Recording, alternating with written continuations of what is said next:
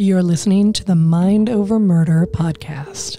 My name is Bill Thomas. I'm a writer, consulting producer, and now podcaster. I am now trying to use my experience as the brother of a murder victim to help other victims of violent crime. I'm working on a book on the unsolved Colonial Parkway murders, and I'm the co-administrator of the Colonial Parkway Murders Facebook group, together with Kristin Dilley. My name is Kristin Dilley. I'm a writer, a researcher, a teacher, and a victims advocate, as well as the social media manager and co-administrator for the Colonial Parkway Murders Facebook page with my partner in crime, Bill Thomas.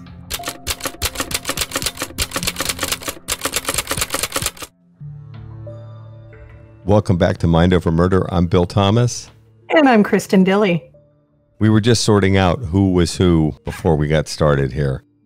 Hey, we wanted to welcome you again and thank everybody for the great feedback we got on the last two episodes of Mind Over Murder with forensic genealogist Colleen Fitzpatrick.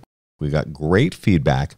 And if you have more questions for Colleen on a going forward basis, please feel free to add those in the comments section at the Mind Over Murder Facebook page. And that's good for any guest that we have. Please feel free to just drop them in anywhere and we'll make sure they get to the right person. Now, speaking of genetic genealogists, let's move over to CeCe Moore's new show, The Genetic Detective, which airs on Tuesdays at 10 p.m. on ABC. Had its first episode this past week, and we are definitely looking forward to watching its second episode. They've got 6 shows planned altogether, and this first show is a great explanation of how forensic genealogy works. And I'm looking forward to a lot more information from CeCe and her team. In other true crime news, we mentioned that Clark Perry Baldwin has been arrested for multiple murders. He's an Iowa-based truck driver who has been linked to a number of unsolved cases. He's been specifically arrested for the murder of a pregnant woman in Tennessee. He does have ties to the Tidewater area of Virginia. He lived in Newport News and drove a cab for the Orange Cab Company. This would have been before he became a truck driver. A number of people have asked us on the Colonial Parkway Murders Facebook page and on the Mind Over Murder Facebook page if we think he is related somehow to the Colonial Parkway murders. Our short answer is we don't think so. He seems to have left the area before that time frame. And also keep in mind, with at least 2 of the Colonial Parkway murders, they would have happened on or along the Colonial Parkway, which is a no-truck zone for those of you that don't live in the area. You would not see a semi-trailer or a large truck on the Colonial Parkway. They're not allowed. So Clark Perry Baldwin has been arrested. The FBI and local authorities are looking at him for a number of other murders, and he is sort of a classic long-distance trucker currently based in Iowa that could be able to move bodies around at will. And this is something that the FBI has been looking into with their Highway Serial Killer Initiative for a number of years. So we will keep you all updated on information about that case and many others. So now we're going to go ahead and get into this week's episode. We're talking to writer and producer from TV's hit series CSI, David Rambo. We hope you enjoy.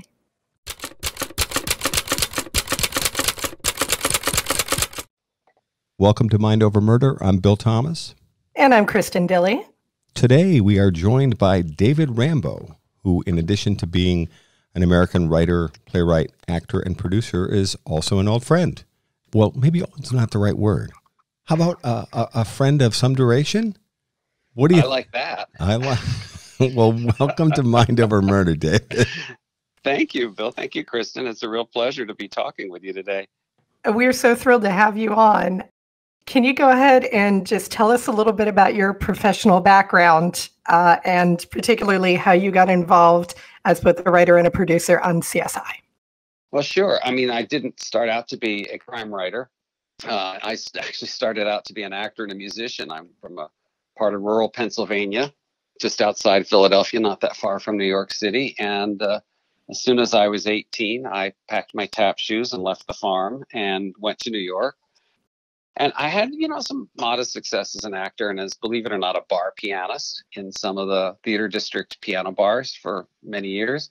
And then I came to California to find television work as an actor, and I did fine. I starred in a pilot for ABC, did some commercials and things, and I didn't love it, and I did love the theater, and I wanted to keep writing. So I got a day job that would allow me to work in the theater and give me I thought free time in order to start writing plays. I went into real estate, and for 14 years, man, I sold Lifestyles of the Rich and Famous. I had a wonderful time in LA real estate, but I had when the market was bad, I had a lot of free time, and that's when I started writing plays. And one of those plays eventually got produced, and I was able to stop selling real estate. It was produced nationally, and it's that play that led me to CSI. It was produced at the Geffen Playhouse, and here's where CSI and Rambo intersect. After 3 years of working with television writers, the star of CSI, William Peterson, who played Gil Grissom, missed working with his theater world. He'd come from Chicago theater originally. So he called his buddies who were now running the Geffen Playhouse in Los Angeles and said, do you have any playwrights who want to get into television? They gave him 3 names. I was the third name. The first 2 on the list were Pulitzer winners, who I heard later declined to drive to Santa Clarita for the meeting. Well, Santa Clarita is about and Bill will know this well, just outside the 30 miles radius that governs film production in LA. So if a production is just outside the 30 miles, you can have more non-union people on your crew and things like that. So they were filming out in Santa Clarita, which was a really good double for a lot of Vegas, both the subdivisions and the countryside around it. And we met, and they liked me. They liked my plays. And the next thing I know, I was being asked to write the episode that became Butterfly, my first CSI episode. And that went really well. The fans loved it. And I spent the next 6 years on staff after that. The 30-mile zone, as they call it in Los Angeles, and of course, that's where David and I know each other from, actually impacted your career in terms of transitioning from playwright to television writer. I sometimes think if CSI had been filming, say, at CBS Studios in Studio City, maybe those Pulitzer winners would have gotten the job. So I'm glad they were in Santa Clarita, and I loved it because, the days in television start very early. So you'd get up often very early, and you'd get up, 4 or 5 in the morning and drive out to this beyond suburbia, sometimes to our locations, the canyons where we had crime scenes. There were a lot of them out there. And we always felt, even going to our stages, that this is what it was like when Hollywood was young. And the whole town looked like the little scrubby parts at the edges of Santa Clarita. It was really, and then you'd drive back at night after everybody else was home, and it was against traffic. It was great. I loved it out there. But we did move to Universal Studios the 3rd season that I was on the show. And that's where the show stayed until its last full season. During those first 2 seasons, people talk about the writer's room. Was there actually a place where the writing staff met, and where was it? Absolutely. Both at Santa Clarita and when we were at Universal, we had the equivalent of a large conference room with whiteboards on as much wall space as we could get. And the dry erase whiteboards were where we would write all the story beats as we worked out the stories. They were constantly being erased and rewritten. They were photographed at the end of every day. So in case the cleaning people wanted to help us out by giving us fresh boards, we didn't lose our episode ideas. They were long days. We often, we'd show up to start at around 10, and often it was midnight before we left the room. These are not easy stories to work out. By and large, my favorite episode that I wrote actually came together very, very quickly over about a 20-minute lunch. The showrunner, Carol Mendelsohn, and I worked the story out. But for most of the episodes, almost all of them, it was weeks and weeks of going through every single story point, every character's arc, every piece of forensics that we could use. What's the new technology? What devices are the manufacturers asking us to use in the lab? How can we relate that to the story we want to tell? It was very intricate. And, Kristin, as a longtime viewer and fan, the episodes often had 3 or 4 cases that were being solved throughout the 43 minutes of screen time that we had. Yeah, I was rewatching one last night, and one of the points that I wrote down was, "Holy cow, that's a lot of medical jargon." So I know you had to have spent quite a lot of time just trying to comb your way through, like even just the dialogue for, say, Doc Robbins and David Phillips. Which one was it? I'm dying to know. Do you know? Sin City Blues. Oh, that's the one. The Dr. Jekyll case. Yeah, I got, well, the faux Dr. Jekyll case. I got Lawrence Fishburne to say idiopathic thrombocytopenia purpura, looking at the dead kid. That was the part of it. Yeah. Oh my God. How many times did that take? Well, it must have taken a couple of takes, I imagine. Here's the inside baseball. I had idiopathic thrombocytopenia purpura. It hit me when I turned 41. I was still selling real estate and trying to get my plays produced. And what it is, it's basically a viral form of hemophilia. You wake up one morning, you're a hemophiliac. Who knows? Idiopathic means they don't know where it comes from. So, I was bleeding from my nose and my gums. And if I touched my skin, I'd leave a bruise. It's very, very dangerous illness. And I, could have died very easily from it. I was hospitalized for a week. And it was that week that in Cedars-Sinai, thinking, what am I going to do if I get out of here? I've got to have a happier life. And I thought I got to make my living as a writer. And it took 2 more years before I could do that. But it was a huge turning point in my life. I always wanted to use it, but I didn't have the right cases. We started talking about Dr. Jekyll, and let's do a case where you think it's Dr. Jekyll, but it's not. And I said, have I got an illness for you? So real life intruded into the storyline in a really cool way. Yeah. And Fishburne just looked at me like, "What are you doing to me?" I remember filming it that day.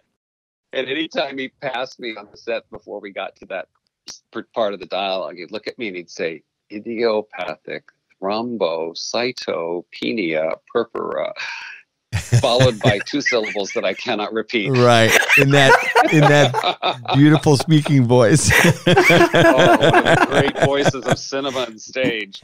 Oh, for sure. Oh, that is fantastic.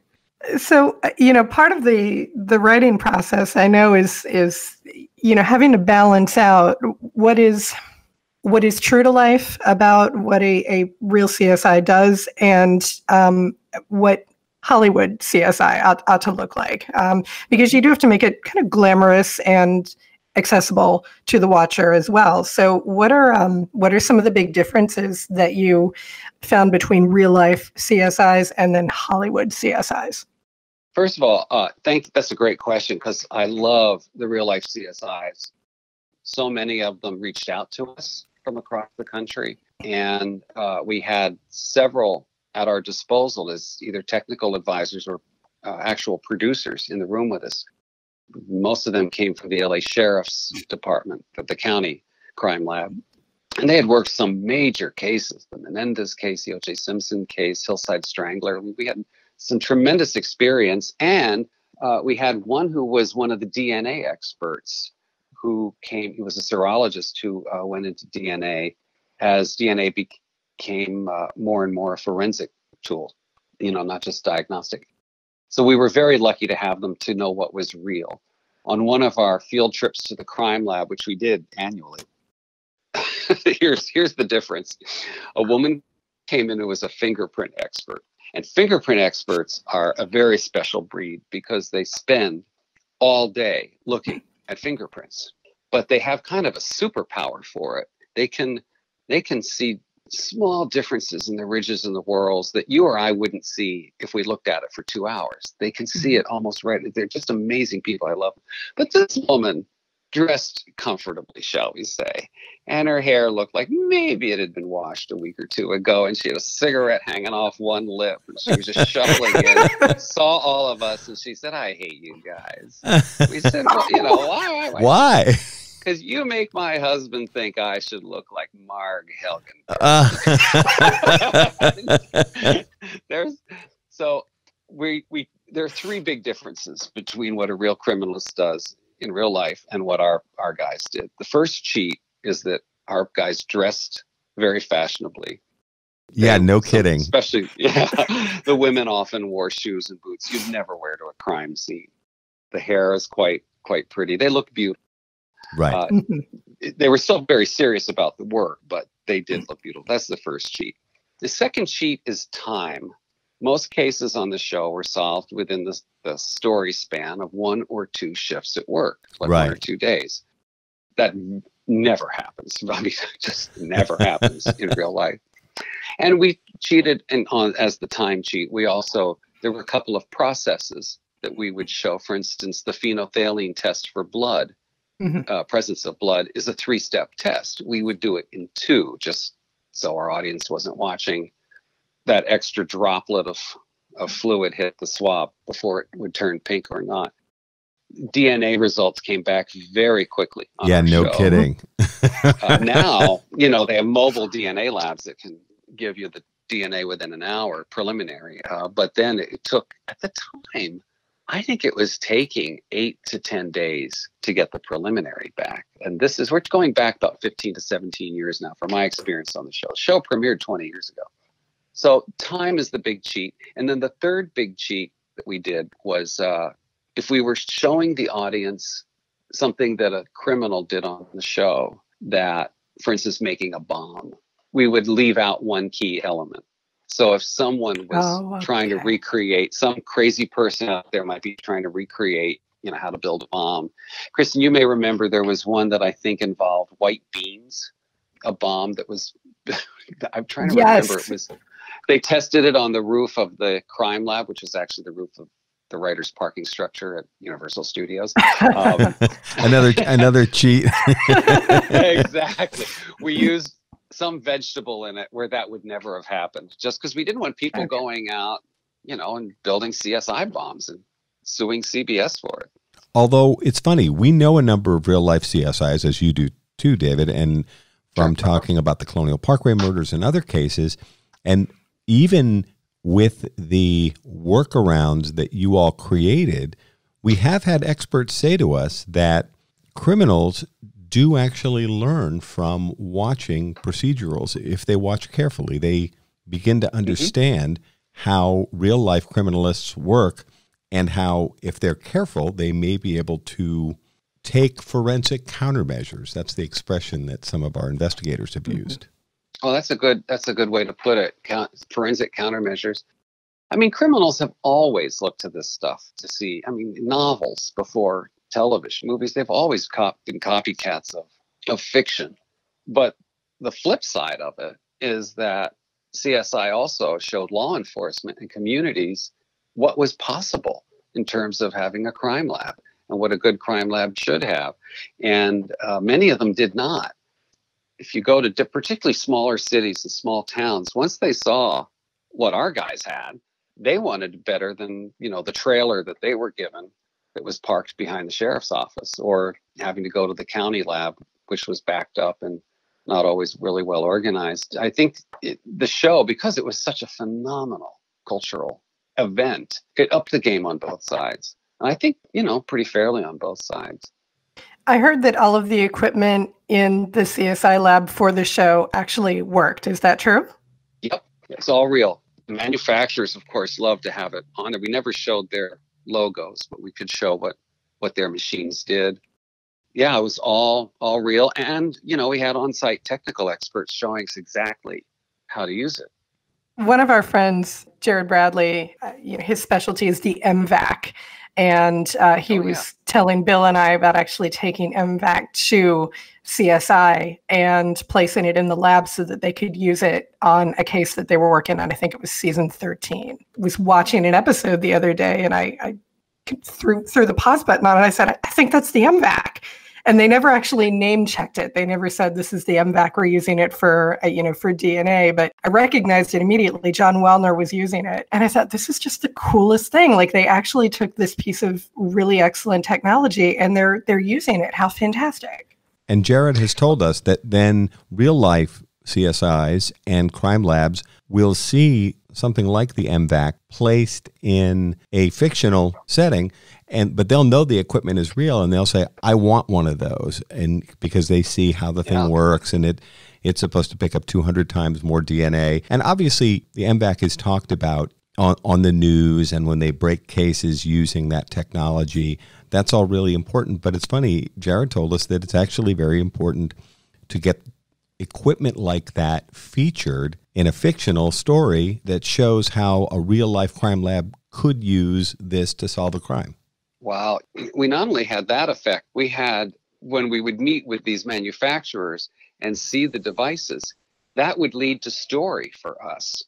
What kind of story can we tell where this device or this process or this chemical that you've come up with can change the story, can point to the suspect, or invalidate everything we thought so far and lead us down a new path. There were lots of instances where we do whole episodes just to use the one gizmo in the one scene. We were very excited by it. Yeah, it's like, well, hey, cool new gizmo. Let's write that into a show. Exactly. Christmas morning, yay. Yeah, I hadn't thought about it in those terms. Yeah. Talk to us a little bit about the story arc. So would you have some larger elements written out for a series of shows? Because one of the things they say about CSI is that it's a show that you can sit down and enjoy just on an episode by episode basis. Or you can watch it every single week and you can see longer story arc also occur. Yeah, it's the combination of serialized and closed-ended stories. When I was on the show initially, and I was there seasons 4 through 10, which roughly is the fall of 2003 to the spring of 2010. We generally did a closed-ended story in each episode, but character arcs for our regular characters were serialized throughout the season, depending on who they were. You know, in the early seasons, Warwick's gambling addiction was a recurring story point. Catherine's relationship with her father really took off the years that I was on the show. I loved the stories. I wrote a lot of them. I wrote the story where he got killed. The actor who played him, Scott Wilson, was not happy with me. That was a great episode, though. Oops. Oh, thank you. I love that episode. I love that whole death and the whole, that episode. That's very interesting. We heard a story about a rape victim who came. I'm trying to remember the details. It was a female rape victim, and for some reason, they couldn't get a rape kit, and they had to gather evidence quickly. I forget exactly why, and I forget who brought us the story. But we said, well, what do you do? And the CSI told us the steps that she took, improvising. I don't know who came up with the idea, if it was me or someone else. We thought, what if in this season premiere, Catherine Willows, our leading lady, Marg Helgenberger, had to do a rape kit on herself, improvise. Yeah. Where could we put her that she would wake up, not sure if she had been sexually assaulted, but know that she had to collect evidence before she did anything else? And it was just a tour de force acting job for Marg. Marg was superb playing all that. But if you recall, Kristin, that episode introduced John Mayer's song, Waiting on the World to Change. Yes. Yeah, I was going to say she was with Nick at the John Mayer concert. Yeah, that was excellent. Exactly. And boy, did Marg connect with John Mayer. She came to the writers and she never brought us story ideas. She had ideas for how John Mayer and Catherine Willows could encounter one another again, maybe get stuck in an elevator. Or maybe she just dreams about him and these wonderful things. Or maybe have an affair. Oh, yeah, why not? Exactly. He was so charming. He charmed everybody on the set. Yeah, I was going to say, and John Mayer has a little bit of a reputation as a guy with the eye for the ladies. And that was the height of it, yeah. So did they actually do scenes together? Yeah. We filmed. It was a little club in Van Nuys, a little low-ceiling club. Bill, you probably went there to hear bands at different times back in the day. I probably did. What it was called. It was on Victory Boulevard, and we, CSI, our art department, went in and made it look so glamorous and nice. And even though it was a scruffy club. Yeah, you can do a lot with light. And while I'm on that, it is a show that changed the look of crime television. Yeah. Jerry Bruckheimer asked for feature television. He hadn't done much television, and he wanted, if he was going to do this show, he wanted it to look like a feature film. His direction to the director, Danny Cannon and cinematographer Michael Barrett of the pilot was, I want you to create an image that when I'm at home flipping channels and this comes on the screen, it looks so different that I can't turn it off. So we were one of the first shows that started using fluorescent lighting on screen, the cool fluorescence. And, you know, our crime lab was the night shift, so the lights were always on. And Right. The morgue was that blue-green. Yeah. The crime lab was that kind of gray-green. It was really quite beautiful. It had sort of a color palette to it. Yeah, very distinct. And it's funny, I saw on social media the other day that you and Ted were saying, you know, with this whole social distancing, hanging out at home, watching TV thing, you had some photographs up on the big screen in what looks like your living room. But it's funny, you're right. We would know it was the show just from a still. Yeah. Yeah, that was in my den. I was watching Butterfly again. And I thought, oh, this is, you know, I'm proud of this. I'm gonna tweet this or Facebook it, whatever. So I took a snap and put it up there. Yeah, it was very distinct look. That, I believe, was a morgue scene, if I'm not mistaken. Well, everything was a lot more glammed up in CSI world than I think. Well, it's funny. We were talking about this beforehand. We've met some real life CSIs, and we had Cheryl McCollum on, who's a CSI in Atlanta. Yeah. Who's absolutely wonderful. And, you know, she's talked to us about the impact that the show had in terms of for the good, but then she also said she always feels kind of underdressed when she shows up. You know, we had a coroner's investigator, wonderful woman, come and talk to us. I remember like season 6, I think. And she told us that she goes to thrift shops and buys very inexpensive clothes that she keeps in the trunk of her car. She gets called to a scene where there may be heavy decomp or there's a lot of fluids, things like that. This is a woman with small kids at home. She would change into the thrift shop shoes and slacks or whatever, so that when she got home, she could strip down in the garage, put those clothes right in the trash bag and never see them again. And stuff like that we didn't really do on our show. We did the jumpsuits. But yeah, you know, attire is part of the job. The gloves, the masks, the head covering, it's all important because, you know, decomp's swirling around. I think someone described it as little droplets of oil that can get in your eyebrows here. You remember there's an early episode where Sarah comes home from a really nasty scene and she takes the shower with lemons. I think it's in the pilot. She has to use the lemons to get it out of her hair. Yeah. Yeah.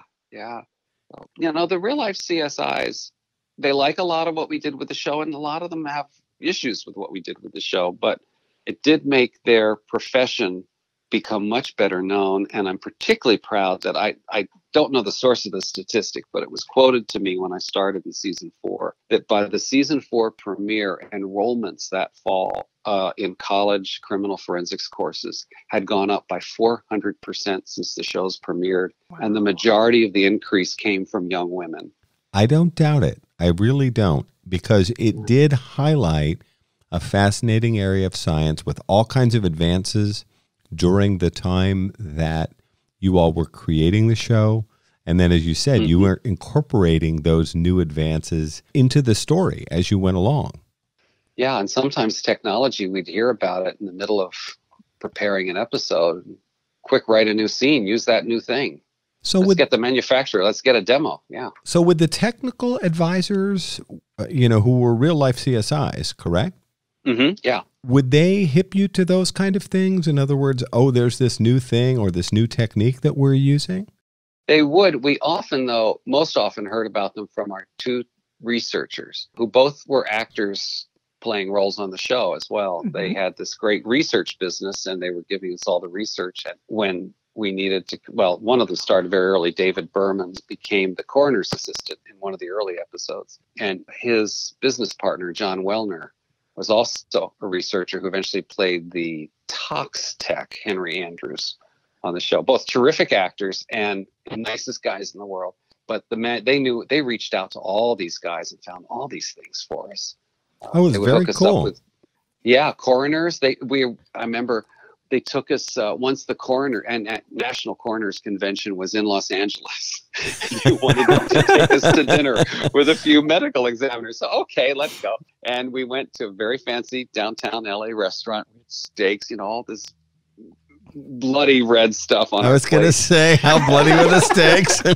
And the writers, we could not help but talk shop. We wanted to ask them. We're talking autopsies and cutting. Then we kind of noticed, like, one by one, the tables around us got very quiet. People paid checks quickly and got out.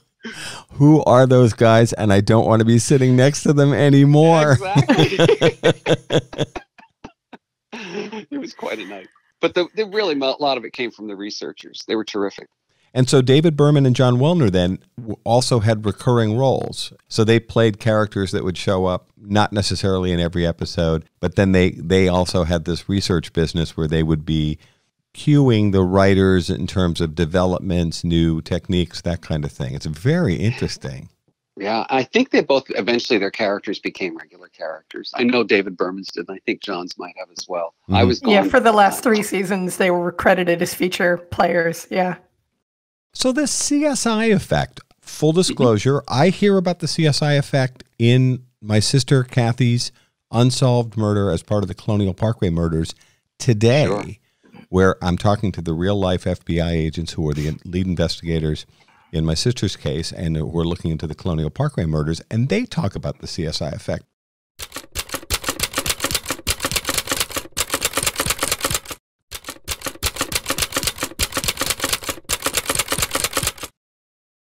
When did you first start hearing that expression, CSI effect?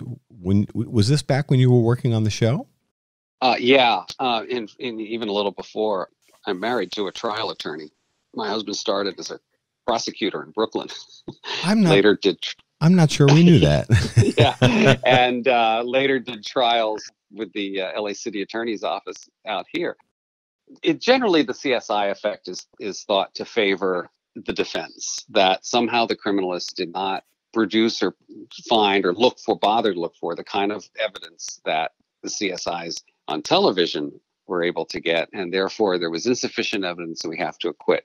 I'm not saying that never happens.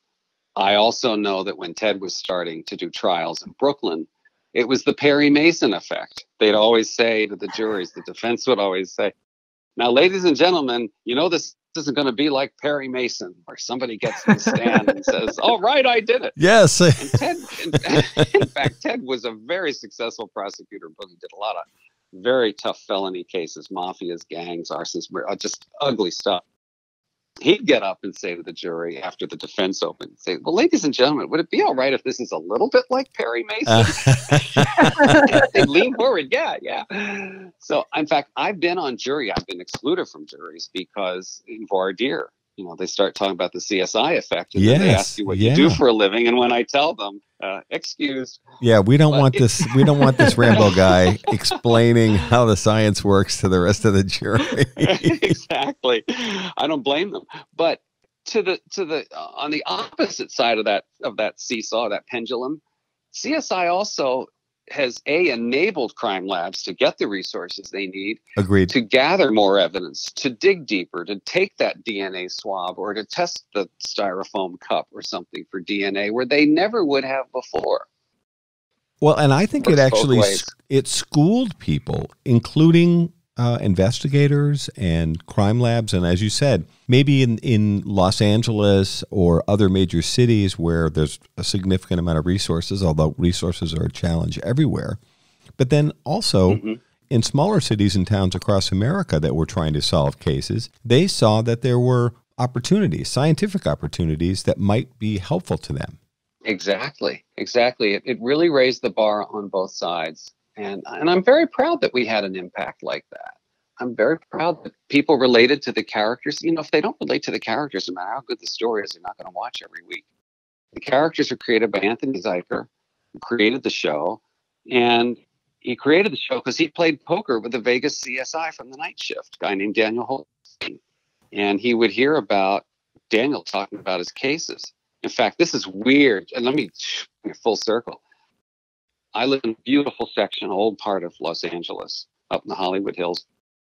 one night we heard a window breaking, and I raced out, and there was some guy. I raced out on a little sleeping porch. It's like a balcony, and I looked down, and there's a guy on the parapet below breaking my dining room windows, screaming that he's coming in to kill us. And we, of course, called the police, and I distracted him enough for the police to get there. And one way I kept him from coming in the window was throwing flower pots from the sleeping porch that would crash below and scare him. And he was high on something. I was going to say, and there are chemicals in here somewhere. We killed his dog. Okay, so here's the deal. The cops show up, and they're LAPD did a great job, took them away, but they did not process the crime scene. They took no prints. There was blood everywhere. They weren't taking sample. I was furious. And by now, I think I'd been on the show 5 or 6 seasons. So I was out there with, oblique light and my camera, making sure that I could get a clean photograph, at least of the print he left on the windows, things like that. Right. So I call Daniel Holstein in Las Vegas, and because we had the name of the guy at that point, and we found out that he had been tried in Vegas for a homicide.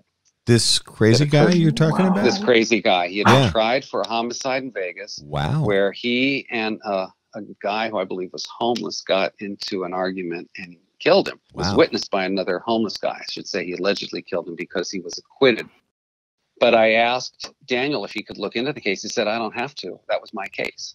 The guy, what a small world. CSI who inspired CSI, who became a friend of mine and an expert, was a witness in the very case of the guy who years later, broke into my house in Los Angeles. And how weird a connection is that? And this crazy guy, he didn't know you or Ted or... Nope. He was just out of his mind, insane or whatever. Yeah, he was on methamphetamine, we think. And by the way, I had to go face him in court. The day he was his first, I think it was, might have been a hearing. I forget what phase of the trial. It was early on, and it took months before we had a court date. And I got there, and I had to, get sworn in and look at this guy. And I'm pretty strong. I'll talk to anybody. I played, the piano in theater bars in New York. I've dealt with some out of control people. You think? Looking at this guy, he looked completely different now because he wasn't high and he was in the prison scrubs and everything. But looking at him was terrifying. I felt my voice wavering. I felt my heart fluttering. It was a very intimidating experience. Yeah. Did he recognize you as the guy that was dropping flower pots on his head? He probably didn't. I couldn't say. He took a plea that we had to agree to. Right. That said, but it intersected again with my professional life and with Daniel Holstein. Yeah.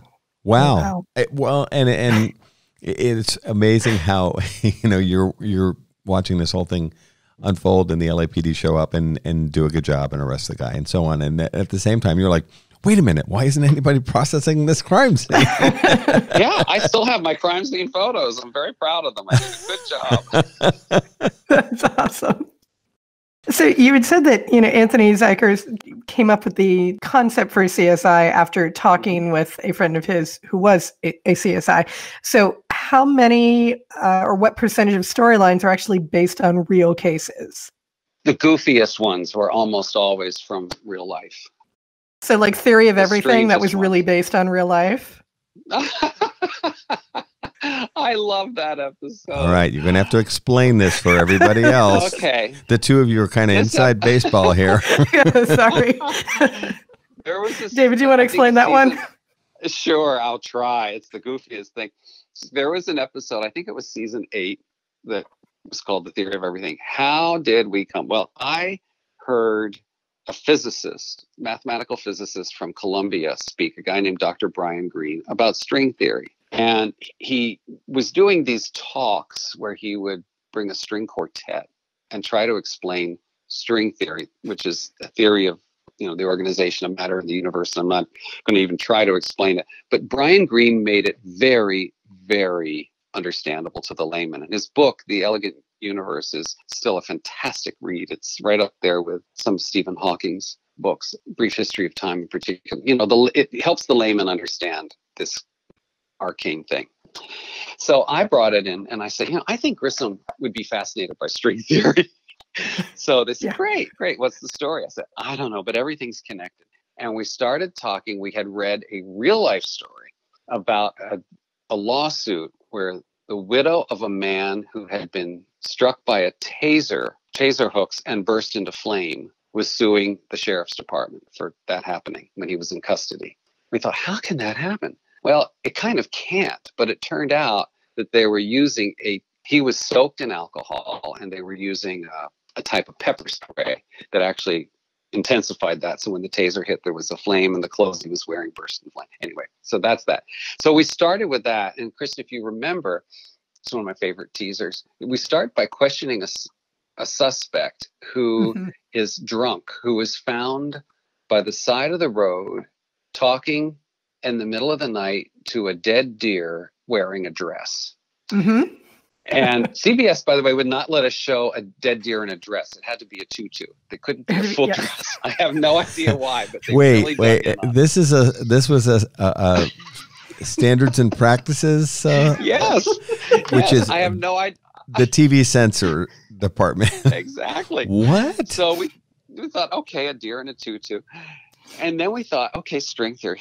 So what we created was a series of crazy events that spun off of that, so that several of the calls the team got that night turned out to all be related in a way that was metaphoric for explaining string theory. And we gave William Peterson a wonderful monologue at the end where he explained string theory and how that explains the connectedness of these cases. Well, and Peterson had to be totally up for this, because now we're going back to, his theater background in Chicago, and you were going to give you this big, set closing monologue, and you're going to explain string theory in a way that television viewers can understand. He loved it. I mean, Billy, his nature is to sort of look at you and cock an eyebrow and say, I don't know if I'm doing that. But then he does it. And time and time again, he would say, well, this is a 2-page monologue. I don't know. I'll come up with something. I'll do my own version. Right. And he'd go off to his trailer, and then we'd get on the set, director call action, and he would deliver it word perfect, exactly as I'd written it, making it so much better than I ever imagined it. And it put me through 2 hours of agony for nothing. Well, and the truth is, when you're working with great actors, and you've had a fantastic opportunity over the course of your career to date to work with some amazing people, it is true. Every writer that I know has said, when you put your words, which you sweated for hours over, in the hands of someone like William Peterson, they can even elevate the work beyond what's written on the script. Unquestionably. And that's what makes it so gratifying. I love production. I love being on the set and watching these actors and directors and all of the artists. You make sense of what you put on the page. We had the best team on CSI. And these episodes are so beautifully produced. They really, really hold up well.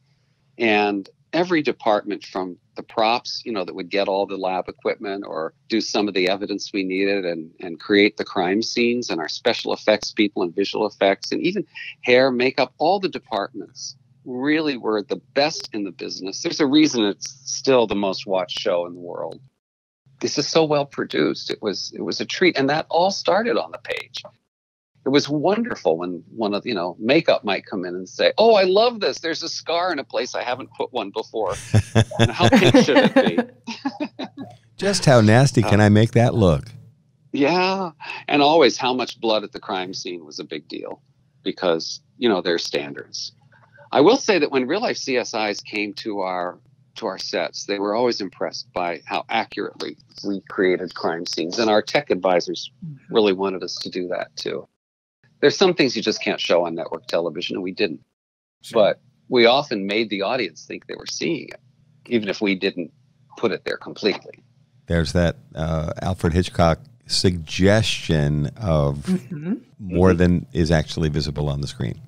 I think it's absolutely true. Even in television, which is a much more intimate medium than Hitchcock worked in cinema. But you have to work hard to scare people Mm-hmm. at home. Mm-hmm.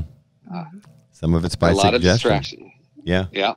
And the way you do it, frankly, is creating characters they don't want to look away from, that they identify with emotionally. That's the way you hold their attention. Make the character care about the crime scene. Sure. And actually, you know, I was a big fan of the Grissom character. And one of the things that I always was struck by was the way he would geek out on the bug thing. And then, you know, talk about how, you know, flies and other insects invade. First of all, they're everywhere. And then they invade scenes where dead animals or people or what have you are there within a remarkably short period of time. And I learned all kinds of stuff about insects and how they will, you know, land on a dead body or what have you. Mm-hmm. And Grissom would talk at such great length about this stuff, but it was very clear that he was just like completely geeking out on the whole insect world and how that intersected with the work that he did. Well, that was the whole thing. He was a guy who could fall in love with bugs, but couldn't tell the girl he loved that he loved her. Yeah, well, such a great. So, who were some of your favorite either actors or directors or just occasional guest stars to work with during your tenure on the show? Oh, wow. Well, first of all, the core cast, you know, when I watched some of the old episodes, the truth is I haven't watched them in years, except when I'm traveling and I see one come on in another country, dubbed in another language. I always try to watch a little of that. El libero questo posto, per favore. Sì, el libero. See, you know, in France, Catherine, you know, Mark Helgenberg's character has this deep Chamereau type voice, and Brass is the guttural guy from the South, the fisherman. It's very funny. But when I watch them, I have even actors who were such a pain in the ass on the day. I get a very sentimental feeling about them now. You know, you go up and down with the cast, a regular cast. You see them more than you see your own family. You work 15 hours a day together. There's just no way everybody's going to be sweet and friendly in close quarters for that amount of time. So tempers sometimes flare, but also gratitude is there, and affection, and you have good moments with everybody, even, you know, the ones that you just think have mangled your dialogue, which does happen. But I always loved writing for and working with Mark Helgenberger and Scott Wilson, doing the story of Catherine and her casino owner father. And when we went to cast her mother, we cast a delightful Broadway actress, Anita Gillette. And Anita and I are good friends to this day, actually, as a result of working together on the show. And I loved writing their scenes. Marg loved playing them. It was always so much fun. The guest stars, we had the best guest stars. I did an episode with Faye Dunaway, Oscar winner Faye Dunaway. This is one of the most, it's funny, I called a director friend who directed her on Broadway. And I said, I just cast Faye Dunaway, and there are a lot of strong feelings about Faye Dunaway. I said, what am I in for? He said, okay, I'll tell you two things. First off, everything you've heard is true. And secondly, it'll be the most memorable experience of your career. And he was right. Faye was very hard on me at the beginning. She didn't want to talk to the writer. She didn't talk to the director. After her first fitting, she called me constantly and had such great ideas and questions. And I've never seen an actor work harder on a guest role in television. She's so prepared, not always easy to work with. You know, this is in the press. I'm not telling tales out of school here, but she comes to the set so prepared. She knows what her character is thinking and feeling at every moment. You can cut away to her anytime and you get something that's alive and interesting. It's a really good acting lesson. I've shared that with young actors when I talk to them. I loved working with Tim Conway. Oh, interesting. Yeah. Yeah, he did my last one. I always wanted to do the Sunshine Boys because we're in Vegas, you know, and Vegas for a time had these comedy teams. Right. Two guys that get up, you know, Burns and Schreiber, whatever. I always thought, wouldn't it be great to do the Sunshine Boys where one half of the team kills the other because he's not funny anymore? That's a cool idea. I could never figure out. It ended up being my last CSI after 7 seasons, and it's called Take My Life, Please. And exactly. We had great guests. Jennifer Tilley was a guest star in that one, I remember. And she's hysterical. Her voice. She's so great. It was a wonderful episode. And working with Tim was a dream come true. And we had Roger Daltrey of The Who, wow, who, sang our theme, actually played multiple roles, or a master of disguise in an episode. I didn't know season. That. Wow. Oh, that was so great. That's a rock star. Oh, absolutely. Yeah. Yeah. I wasn't there for we had Taylor Swift when I was there. It was her first acting job. She was lovely. Interesting. She and I are from the same part of Pennsylvania, and I had some time chatting with her mom about that. How the arts, performing arts in particular, is so important where we came from. And look, here I'm writing, producing CSI, and her daughter's the #1 artist in the world.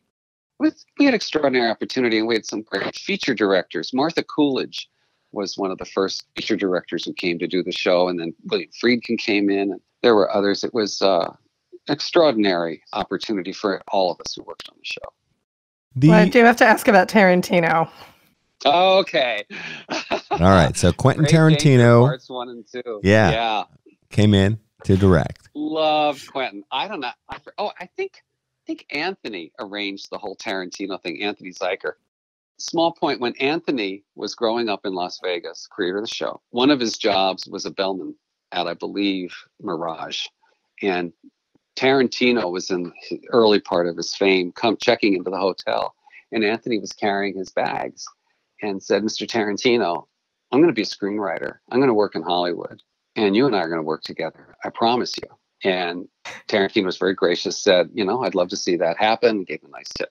Tarantino forgot about it. I'm sure he hears that all the time. The first day but he was gracious, though, and that's important. Always.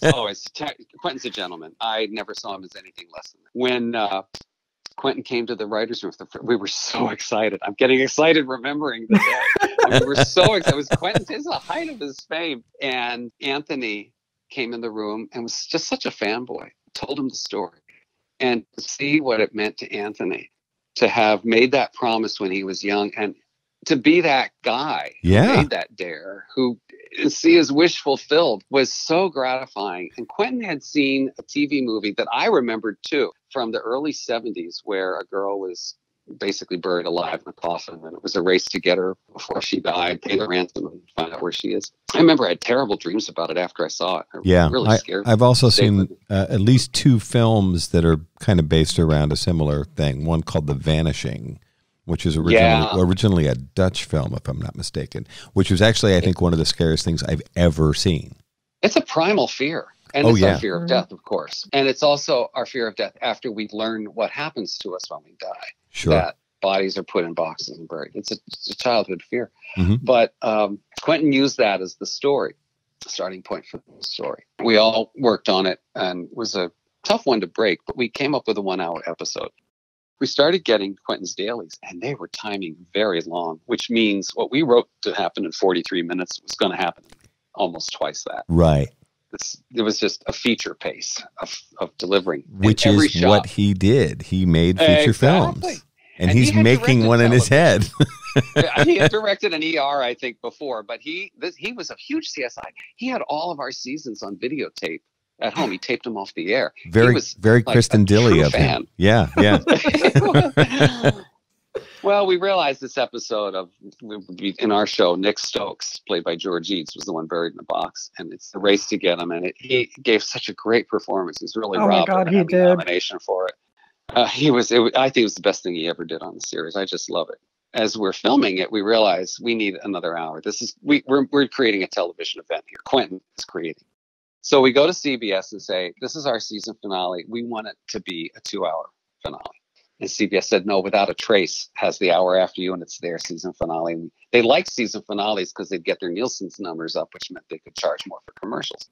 And we begged and showed them some footage, and they finally agreed to it. But now we realized we still need about 12, 16 minutes of scenes.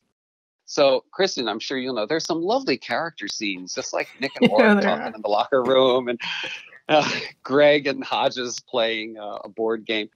Yes, that one was hysterical. To get 2 hours out of it. Wait, so these are like outtakes, or did you go back and do? No, they're in the movie. They're in the movie, and you can see it. And they're great scenes. They're fun, and they gave our actors a chance to have character moments at the end of the season that didn't have to deal directly with a dead body. Well, when it aired, it was such an event. It was viewed by 35 million people. I don't think there's been a single episode of scripted television since that's had that kind of an audience. Wow. Mm-hmm. Well, and of course, the audience has extraordinary. fragmented even more than they were then. And you guys were at the absolute top of your game, and as was Tarantino. Yeah. And I mean, his footage is the episode. He cast such great actors. He always loved actors who'd been a little more famous previously. Yeah. So we had like Andrew Prine and Lois Childs and John Saxon. I think it was one of John Saxon's last roles. He was a huge name in the late 50s and the 60s, and in the early, he was married to Bo Derek for a long time. Well, Yeah. It's funny. Just by coincidence, not preparing for this interview, but I was watching television last night, and I finished watching the news. I'd had enough, and I was just tuning by, and I noticed that Jackie Brown was on. I had never, I'd never seen the movie. It's interesting. It was a few minutes into it, so I was able to pick up the story pretty quickly. That entire film is peopled with all sorts of wonderful actors who, I hope this comes out right, their careers had peaked at some earlier point. And Tarantino chose these really, really interesting people, from Pam Grier, who plays the lead character, all the way through. There were all of these great actors in, good roles. I mean, it is Tarantino. It's kind of got a thing, but, and I'm not saying it's his best film, but it was very interesting. It sort of made you smile, because even in these small roles, they're really, really interesting, experienced actors that were maybe hot in the 70s or 80s, done a lot of movies and television, but you don't see them quite so much. They were all over this movie. And he was their fan. Because for all of them, he's their number one. He cast Robert Forster, who was a very good friend of mine, lovely guy. Yeah. He cast Bob in it. Bob got an Oscar nomination for it. But rather than, he's definitely not the director who's going to say he wants the flavor of the moment, hot actor. He wants people that have the acting chops, but not necessarily as much visibility today, but still have great ability. Yeah, just because he worked in that video store. He watched all of those. Yeah. And he just loved them.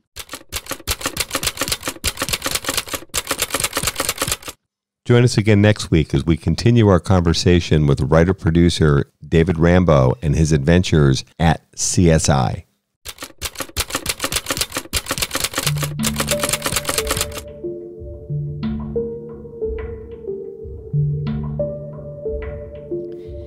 Mind Over Murder is a production of Absolute Zero and Another Dog Productions.